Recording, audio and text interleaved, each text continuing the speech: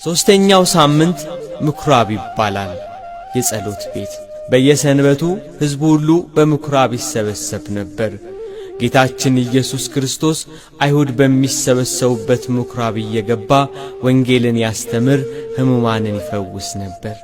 ይህ ሳምንት ጌትነቱ የሚነገርበት ሳምንት ነው። ጌታችን ኢየሱስ ክርስቶስ በምኵራብ ገብቶ በቤተ መቅደስ የሚሸጡትንና የሚለውጡትን አባሮ ቤቴ የጸሎት ቤት ትባላለች ብሎ የቤቱን ክብር የእርሱን ጌትነት የገለጸበት ዕለት ናት ምኵራብ። አቤቱ ጌታ ሆይ ዛሬም አለንጋህን ያዝና መቅደስህን አጽዳ። የበግ ለምድ የለበሱ ተኩላዎች በክርስትና ስም በመቅደስህ ሻጭና ለዋጭ ሆነዋልና አለንጋህን ይዘህ መቅደስህን አጽዳ።